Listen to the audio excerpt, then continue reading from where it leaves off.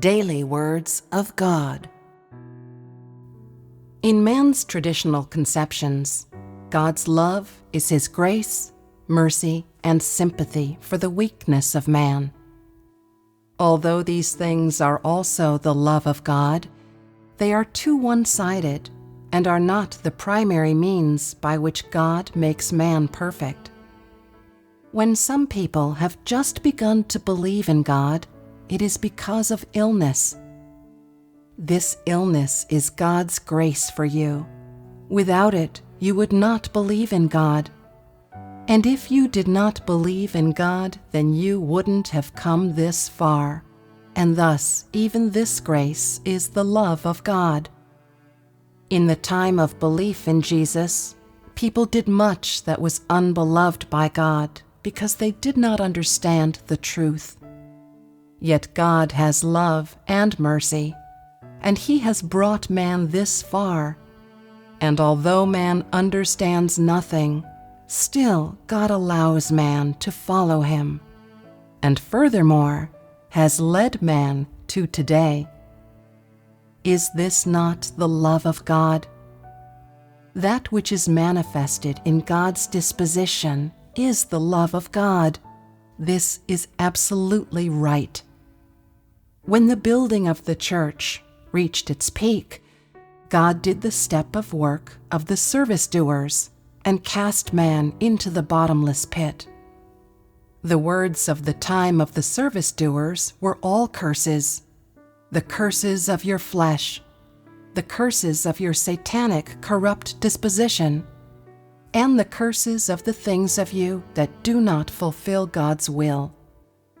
The work done by God in that step was manifested as majesty, closely after which God carried out the step of the work of chastisement, and there came the trial of death. In such work, man saw the wrath, majesty, judgment, and chastisement of God. Yet he also saw God's grace and His love and mercy. All that God did, and all that was manifested as His disposition, was the love of man. And all that God did was able to fulfill the needs of man. He did it in order to make man perfect, and provided according to man's stature. If God had not done this, man would be incapable of coming before God, and would have no way of knowing the true face of God. From when man first began to believe in God until today, God has gradually provided to man in accordance with man's stature, so that inside, man has gradually come to know Him. Only having come to today does man realize just how wonderful is the judgment of God. The step of work of the service doers was the first incidence of the work of imprecation from the time of creation until today. Man was cursed into the bottomless pit. If God had not done that, today man would not have a true knowledge of God. It is only through the imprecation of God that man officially encounters the disposition of God. Those experiences showed man that his loyalty was unacceptable, that his stature was too small, that he was incapable of satisfying God's will, and that his claims of satisfying God at all times were nothing more than words. Although in the step of the work of the service doers, God cursed man, looked at from today, that step of work was wonderful. It brought a great turning point for man and caused a great change in his life disposition. Before the time of the service doers, man understood nothing of the pursuit of life, what it means to believe in God, or the wisdom of God's work, nor did he understand that God's work can test man. From the time of the service doers through to today, man sees how wondrous is the work of God. It is unfathomable to man, and using his brain, he is unable to imagine how God works, and also sees how small is his stature, and that too much of him is disobedient.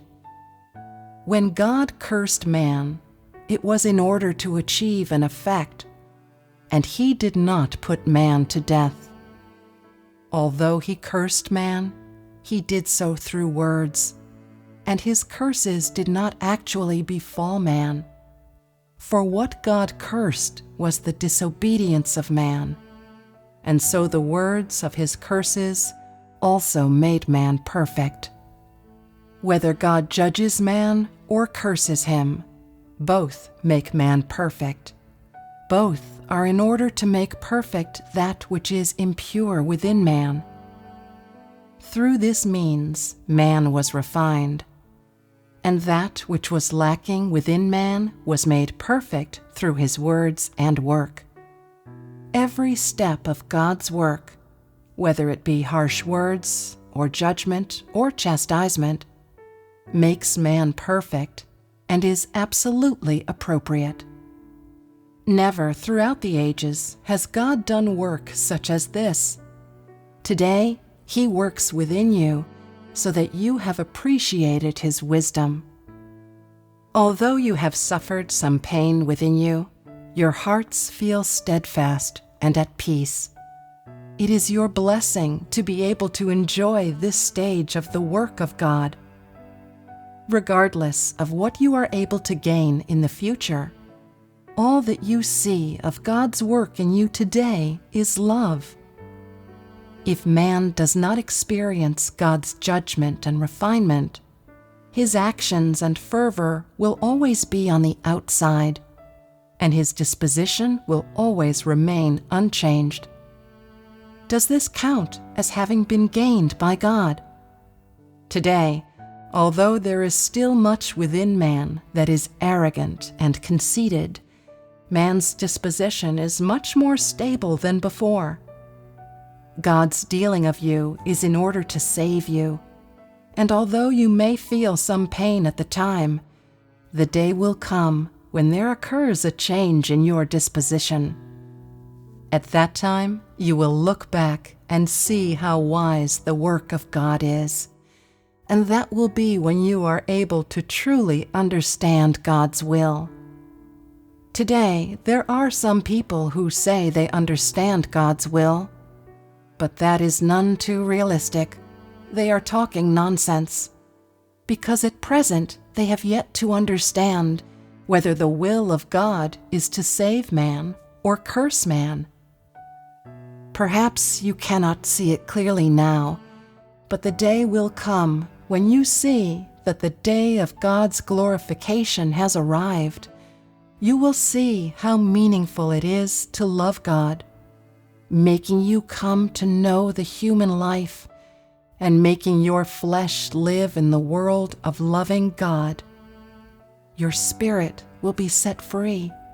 Your life will be full of joy. You will always be close to God and will always look unto God. At that time, you will truly know how valuable the work of God today is.